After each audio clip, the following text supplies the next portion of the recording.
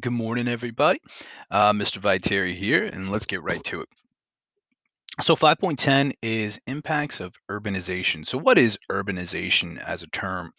Is it a good thing? Is it a bad thing? And I guess we could say it's both. Urbanization is a process of making a city, if you will. Now, there are a lot of pros associated with making a city because people are living closer together in close proximity. And so, in relevance to living space, the amount of space one person is going to live it shrinks. So we could think of it as a good thing because that means that we're not spread out all over the place, rather that we're all condensed in a smaller area. Urbanization ultimately leads to apartment complexes, apartment buildings, and then skyscrapers because instead of growing out, we're growing up. Now, in relevance to living space, we don't have to worry about a yard or anything like that. However, we still have our needs of food. We still have a basic needs of we create waste. So um, we still have those needs, but our living quarters are going to be shrunken down. Now, another thing about living in cities is that you don't have to travel much. And typically, you could even walk. So, if you lived in a place like Hoboken, or if you live in a place like New York City, or even where's that place? Really nice place, Princeton. Um, Typically, you may not even have a car. Parking is really difficult, but you could walk to restaurants, you can walk to bars, you can walk to doctors' offices, you can walk to your job. So this cuts down on transportation costs. And so once again, it's different. There are some pros environmentally speaking. Instead of destroying a large portion of habitat, you're just pretty much taking over a smaller piece of habitat. And so if you left the surrounding areas alone, this would give a chance for some local wildlife to continue to thrive. Now, other problems would be, well, now that we have all that human waste and all that garbage, what are we going to do with it? Well, we have to be efficient with it. So there are some issues that are involved with urbanization as well. And so what happens with urbanization? So now we're living in closer proximity together, um, and as we live in closer proximity with each other, people tend to automatically, if you shrink your living space, you get more irritable, and this leads to more opportunities for conflict. There's going to be traffic, uh, and traffic tends to agitate people. And so we could say that there's also going to be access to jobs, but there's also discrepancies in jobs, and also there's some poverty in the city because the money is not necessarily spread equally. And so cities tend to have more issues with crime as well. So when cities occur, crime usually increases, um, and also waste is also going to be an issue in cities. So like traffic. So traffic and crime are two things that happen just pretty much in cities. I mean, it could happen in the suburbs or in rural areas, but typically are going to happen in the cities. Schools, because they're so concentrated, because now there's more people, tend to perhaps teachers are stressed and more students, and that takes away the teacher student ratio, and if that increases, typically the schools maybe be underperforming. And so I'm trying to think of some reasons why you may not want to be in the city. So we could think of traffic and higher crime rates could be reasons why people may want to leave the city. Okay. And so people tend to actually, and Woodbridge is a perfect example for this, tend to want to work in the city, but they go home to the suburbs, to where they raise their families. And so they want to raise their families where there's no traffic, where there's low crime, where there's good schools. So typically, that's why people will start to go out of the city.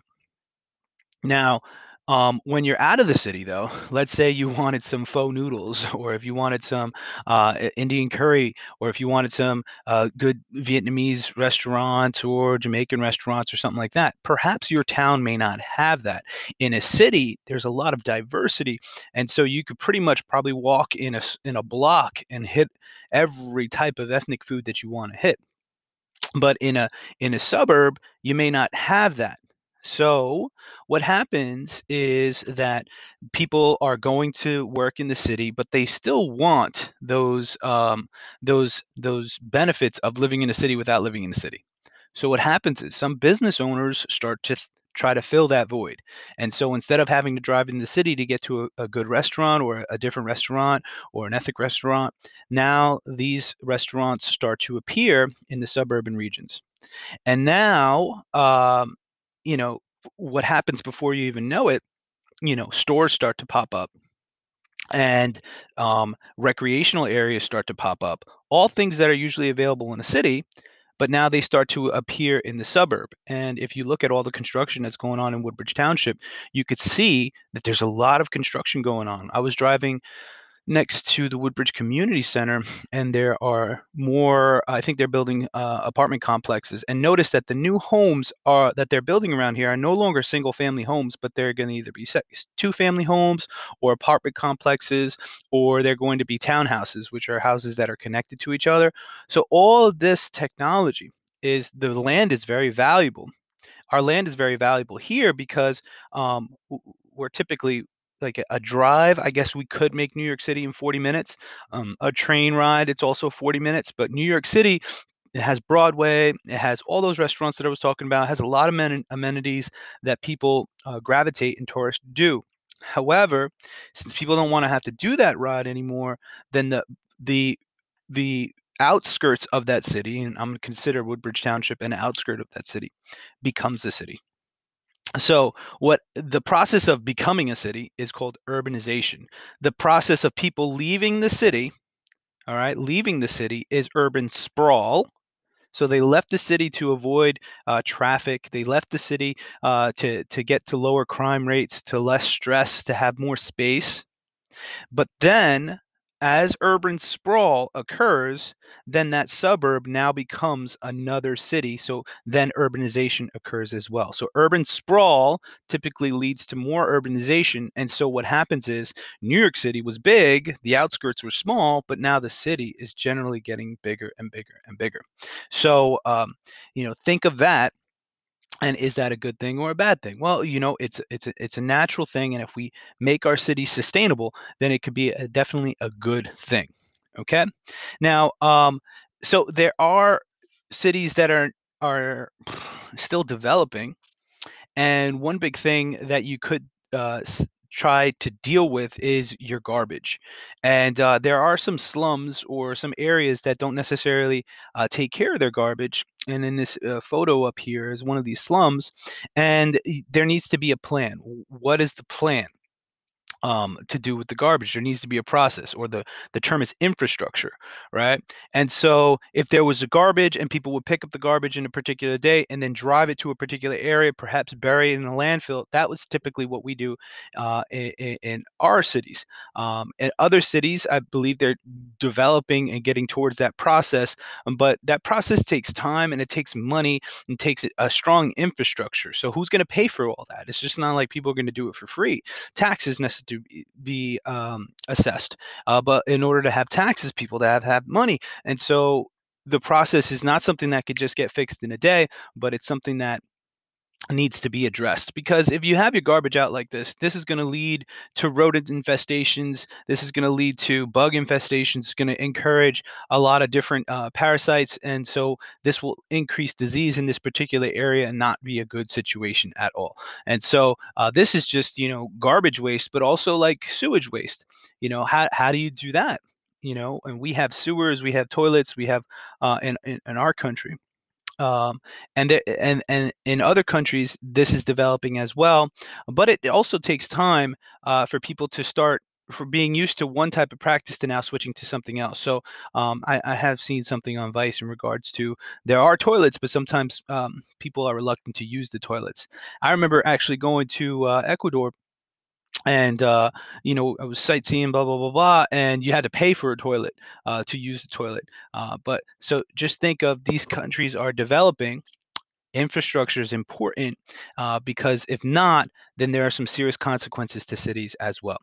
All right. So some vocabulary here is a megacity. A megacity would be something like Singapore, and there's a picture on the bottom there of Singapore. A megacity is something with 20 million inhabitants or more. Beijing and Tokyo are the two most populous cities in the world. Okay, Beijing in China and Tokyo in Japan. All right. And so we're going to continue our conversation on urbanization. Okay. So, like I said before, urban sprawl is moving out of the city, but then that moving out of the city creates a city, the urbanization. Okay. And so, why would you want to go to a city in the first place? Well, a lot of jobs are in the city. There's hospitals, there's malls, there's a lot of schools. Now, I know what you're thinking. Woodbridge Township has a mall, has two malls, we have plenty of schools, and so on and so forth. We are pretty much a city, and it's just going to get bigger and bigger. All right. Um, but let's compare this to and try to think of something way down South Jersey. Okay. Or even the outskirts in certain towns. I don't know. I can't even think of one right now. Levittstown. All right.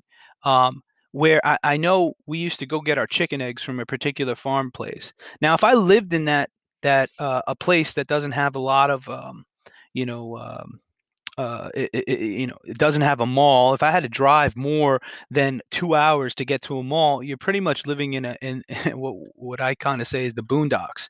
Okay, so I think it's all relative, but get out of your head. Okay, we are very fortunate. I tell my wife all the time, I'm like, whoa. We live in a great place right now. It's not crazy like New York City, but it's not like sticks where we can't get to food. The type of food that we want to. There is a pho restaurant right there on 1 and 9. And there's tons of pizzerias. There's tons of Chinese food places. There's tons. Shout outs to Yones. There's tons of restaurants around here, and we're so lucky. We have two malls here. All right, you don't even know how lucky that is. I went to school in Rindge, New Hampshire, and guess how far the mall was? The mall was an hour away. It was in a place called Keene. We had to drive. No, no, no. It wasn't in Keene. It was in Manchester. We had to drive to Manchester, New Hampshire to get to the mall. I think there was another one in Concord. These two places are there. Just imagine that reality, guys. You want to go hang out at the mall and you have to drive an hour to the mall and you have to drive an hour back. That's 2 hours out of your day already. So, like, going to the mall is not a necessarily easy thing to do when you live in the sticks. If you wanted to go hang out in Ringe, like, we didn't have, I'm so lucky. I could walk to my supermarket. Okay. Guess how many supermarkets Ringe had? I don't even know if they did have a supermarket. I know they had a Walmart, and that's pretty much where everybody got their stuff. So look at the diversity that we have just being in Woodbridge Township. All right. Specifically, I don't know where you live, but you may complain that you have access to a Dunkin' Donuts or something like that, and not the Starbucks. But look how spoiled we are. We have Dunkin' Donuts, we have Starbucks. Duck Donuts is not too far away. There's three places that sell donuts, and then there's all of our bakeries as well. The diversity that we live in is quite amazing. So I don't even want to move, tell you the truth. We were thinking about moving, but Woodbridge Township is on the up and up. And if you looked at real estate prices, people are fleeing the city, New York City, and they're buying in the outskirts. Perfect example, right? Perfect example. I think crime was increasing in New York City, and a lot of issues were dealing with New York City, and people were fleeing New York City. They fled New York City, and they went to the outskirts of the suburbs. Where be those outskirts where there's a um, close access to a train that could actually go into the city, and boom, real estate just started going up and up and up. So a lot of people tried to actually sell here in the suburbs. It is a seller's market right now. It's not a buyer's market. Okay. So why would you leave the city? Once again, you'll leave the city because traffic, noise pollution is a big thing. It's also in our CED. So just understand it. It's really hard to ask a question on noise pollution. But and once again, this is probably something that you're not familiar with, but it is so annoying. I take on the role of being the protector of my house, and I don't know if it's instinctual, but I'm pretty much like a dog at night, and anything I hear, I'm like. And I wake up out of my sleep, and I just hate it when I don't know, is it what time, what day of the year is it? It starts to get warmer, and then the crickets, man, those crickets drive me nuts, and they're just so loud. And I think the crickets are the loudest things over here in the suburbs. But I've awakened at around 3 in the morning to find a cricket that went through a crack through a window and pretty much killed that thing. Sorry, did I just say that? I caught it and let it out. Okay. I've walked outside like a crazy person in my pajamas with a flashlight because sometimes they come right up next to the house and just want to sing right next to my window, and it drives me nuts. Okay. Noise pollution can lead to irritability, which then could lead to stress, which then could lead to um, poor health and eventually heart attacks. Do you see how I covered all that in a beautiful like explanation that may be in a rubric? I love it. That was a great description. All right, I'll do that one more time. Noise pollution can lead to irritability, which then can give you stress, which then can give you a heart attack, which then could actually harm your human health. Oh, I love it. Beautiful answer there. Anyhow, what kind of noise pollution can you deal with in the city? My wife and I, we when we first got married, we lived in Jersey City. And Jersey City is a huge city, and we lived in a two-family house, and right in front of our house was a main street. And that main street, my wife, she was a city girl. She grew up in the city, and she's so nosy. So as soon as there's an accident, she's by the window. And any accident, the police cars, the sirens, and so on and so forth, it was just a show. And it's pretty much outside the window. So imagine, you're living in a city and you have cars constantly going by, and those cars are going to have some type of noise pollution. Organisms also, like wildlife, also get affected by noise pollution. And if cars are driving all night long, you're not going to see deer or bear running around Jersey City. You don't see those things. You do see them around Colonia. You see them around Woodbridge. You do see them around the Ford section. You see them all over the place around here. You don't see that over there. So noise pollution can have a negative effect on local wildlife. Like I said before, we did talk about urban sprawl of how people leave the cities. So try to understand that. Okay. All right. Let's continue. Now, cities tend to be, and I've read that they can be up to 10 degrees warmer than suburbs. Now, how does that happen? Well, what color would you describe as a city? Cities typically have a lot of pavement. What do they call it? The urban jungle. I think when I taught in Newark, that's what we used to call it, the urban jungle. And why did they say that? No, the concrete jungle. That's what they called it, the concrete jungle. And it's because there's so much concrete. Instead of foliage, instead of beautiful green wildlife, trees, and grass, you got concrete. Okay. And old city design versus new city design are two different things. Old city design is typically, no trees, no grass, just concrete. Concrete tends to be dark in color here in the north. Why? It's darker in color so snow can melt, so it can absorb a lot of heat. And it's also cleaner, I think, because the tires are typically black. And so you're not going to see a lot of skid marks or things like that. So being darker in color leads to more absorption of infrared radiation in the sun, from the sun. So cities in general are going to absorb more heat. Now, also think about this. Each one of us is like a little heater. Okay. And in the wintertime, if I was playing a sport outside, I remember taking my football helmet off and you would just see steam running from my head. Well, it's heat plus sweat just radiating from me. Now imagine you put 300 people in an apartment complex, you're all hot. And so everybody pretty much also has an air conditioning on. Those air conditionings are using fossil fuels. So those fossil fuels on the outside of the city are increasing that overall effect of that temperature in that region. So that is just making it, your apartment complex may be cooler, but the outside of that city is just hotter in general. Plus all those cars in the city. Oh my God. Everything's like a little heater, and they're all concentrated in that particular area. So we call that the urban heat island effect. Say it again in your mind. It's the urban heat island effect. And it's typically because there's so many people concentrated in a given area. Okay. And everything is gray, everything is dark in color. The buildings are typically gray or a darker color, and they're going to absorb a lot more heat. Now, how is it different from a rural area? A rural area is going to be primarily covered with trees. Because they're covered with trees, and I love this word, transpiration, which means the evaporation of water from plants. Remember how I used to talk about trees are like little pumps of water? Well, they're sucking up the water through the roots, through the trunks, and outside the leaves, and that little humidity, that's going to actually cool off that region. And so, look, in this image over here, it says 3 to 10 degrees warmer in the cities than the rural areas.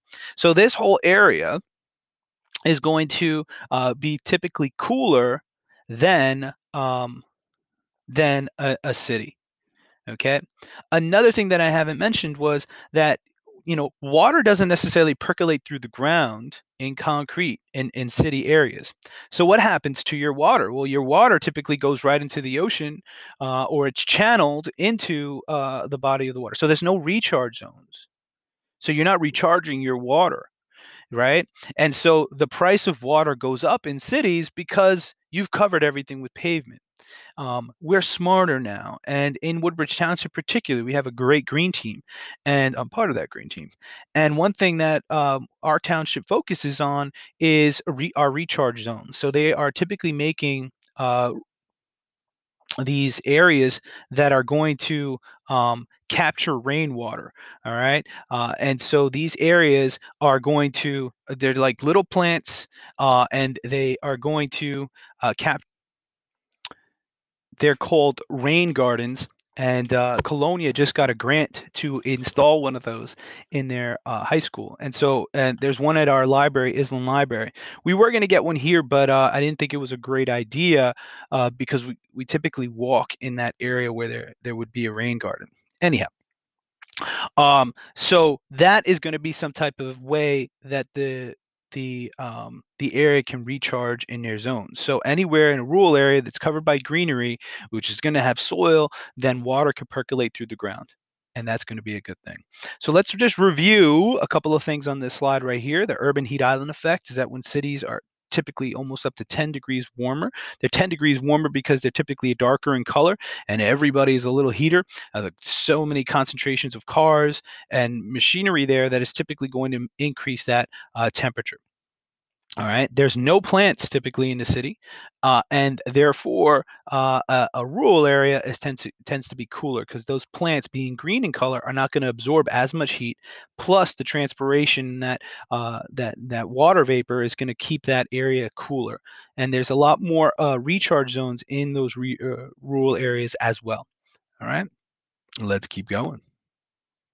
So because there is no recharge zones in cities, some cities are having to deal with water issues. California specifically, California had, since it's one of those older cities like New York City, it's been a city for quite some time.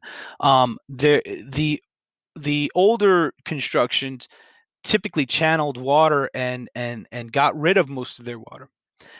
And you're not going to just destroy all those cities to redesign, but rather, as your city gets bigger, the new parts of the cities, now you could use new technologies to better treat your water instead of channelization, which is going to lead it directly into the ocean. I'm sorry, I don't know if I ever went over channelization. Imagine this: you have a body of water here, and it's meandering, nice, slow, and eventually feeds into another body of water, or the ocean. Well, while it's going like this, it's spreading its water, it's slow moving, a lot of wildlife gets access to it. But if you were a shipper, if you were shipping goods, do you want to have to go that long route? You probably want to go from point A to point B. So what channelization would be is, let's just dig out a dredge, get rid of all this water in that area, and now just have our ships go to point A to point B. That's channelization. What happens to rain then also goes directly into the ocean. So this doesn't give time for that water to recharge. So cities have problems with water. And so one of the technologies that we're using, and I don't like this technology, but it's a technology um, that that can be implemented, And I think it could only be implemented in certain countries, and that's why I don't really like it. It's a typically a strong, you have to have money to do this, and it's called a desalination plant. And we talked about it already. And basically, it's a technology that's going to take salt water and get rid of the salt and basically make fresh water. And so this has to be built next to the wetlands, next to the water. I don't like that, on top of that as well. But it is a way to deal with it. And so in the Middle East, I know this works really well because you're burning gasoline to make water. And how does that sound?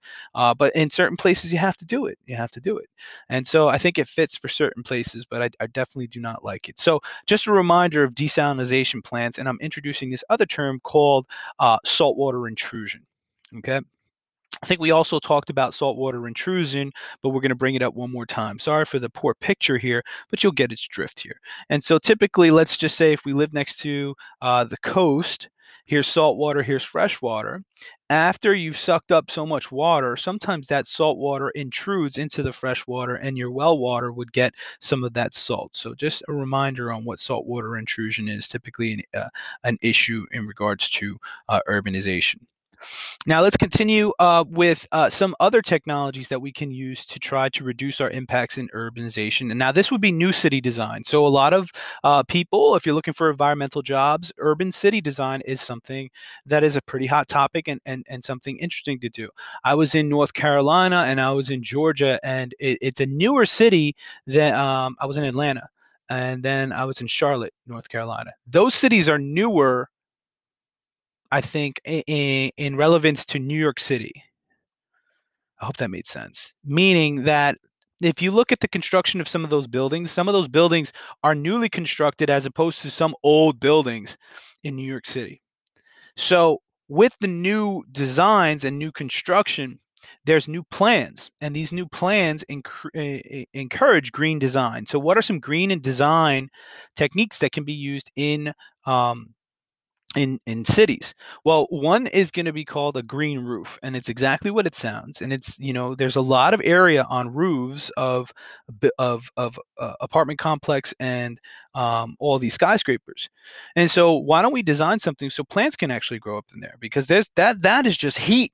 The sun is beating on you. But if we put plants there, it changes the color and keeps it cooler. Okay. Also, instead of having all this traffic and so on and so forth by all these cars, we could increase the tolls and then have mass per transportation. So discourage people from using their own individual car, but then basically taking a mass transportation, which could reduce our use of fossil fuels. It relieves congestion. It's a good thing to do. Okay. It's a good thing to do. Of course, if I take my family and I got a baby and so on and so forth, it's complicated. And so I might not want to take a bus. So I'll pay that extra fee, or I'll probably just avoid the area in general. Now, another thing I see in this picture is an area of trees. Now, I didn't mention it before, but that's also a technology that is used in cities, and it's called a green belt. Okay. A green belt, can we write that down? Green belt is going to be pretty much a row of trees that surround a building or a park that's in the middle of a city, like Central Park for New York City. A green belt is basically some type of plants, greenery, that's going to be put in an area to cool off temperatures. And so if you have pavement, pavement, pavement, let's put a row of trees, pavement, pavement, pavement, let's put a row of trees, a green belt. And sometimes in city design, you'll see a green belt, a layer of trees that are there specifically designed to try to keep the area cooler, to try to recharge those zones.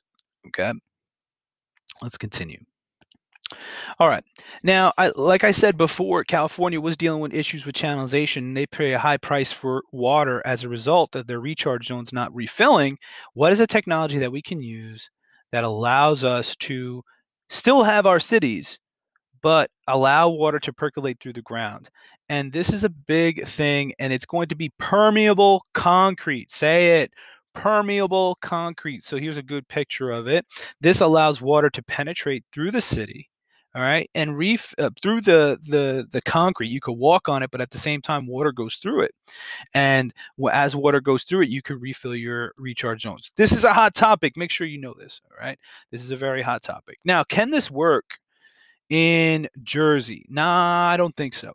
Can it work in New York City? Not necessarily. All right, there might have to be some different things, and we're working on it. And it's a great idea. It's innovative, but where there's snow, we're going to put a lot of salt, and I don't think the salt is going to work that well with this channelization or this concrete. So that's something we got to consider when we're doing that. So it does have its flaws, but at the same point, it would probably work really, really well in Georgia.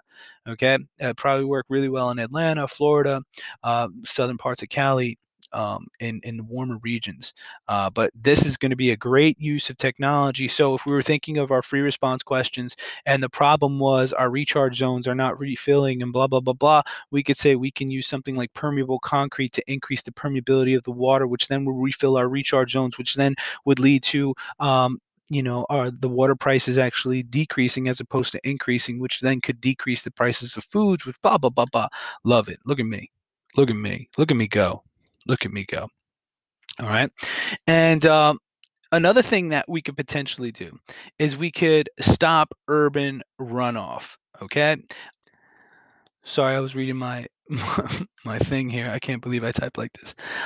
So since the cities are covered with of with concrete, it's not permeable. Water hits it, and then it's going to go pretty much into a river right into the ocean. Okay, that's basically the way it goes. Now, people always try to say that Sandy Hook is dirty and so on and so forth.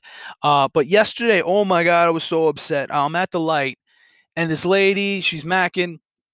I got her window down, smoking a cigarette. That was the judge for. I was judging that because why are you smoking a cigarette? She was younger than me. She should know better. Okay, if I know better, she should know better. But anyway, that's not why I was even mad. That was like the first strike. But whatever. She was enjoying the sun. Okay, now she's turning. She's turning. I think she was driving like a Lexus or something like that too. Like she like expected more. Anyhow, not saying like, if you're driving another car, it's not, but I'm just saying she looked like she knew better. She's driving, so then she has the cigarette, it's halfway done. She throws it outside the window, lit. Now I'm like, I'm flipping. I'm in my car, like, what am I gonna do? Like, I'm so angry. And then she goes and speeds off. I look at the cigarette, and the cigarette is rolling. It's rolling. Guess where it rolls? Directly into a drain pipe, it was a screen with the holes inside, and it goes inside. And she's not caring about it at all. Where's that going? In my mind, I'm already going, okay, she didn't start a forest fire because it went into the drain. Thank goodness. But now that's in the drain, it's off, and now you got a piece of tobacco, nicotine, plastic, paper, the filter, and now that's going. It's taking a ride, and guess where it's ending up? It's going to Raritan River, eventually into Sandy Hook, and then I bet that same person is the person complaining that Sandy Hook is dirty. You know what I mean? Or Coney Island is dirty. You dirtied it. You're over here throwing stuff in the ocean. I mean, throwing stuff out your window, thinking it's just going to evaporate or a bird's going to eat it. That's going to end up in a turtle's nose. And that turtle, then we're going to have like a YouTube video of someone pulling out a cigarette at like you think a turtle wants to smoke an old cigarette? I was big mad at the situation. But I was stopped at the light. I'm not gonna even say nothing to her. But like, come on, we gotta do better. You have to do better. So don't do something like that. Don't be that person. Be better than that person. All right. I'm sorry. End rant. I think we're done. All right. Okay. We're gonna leave this for tomorrow, and I hope you enjoyed this presentation. Bye.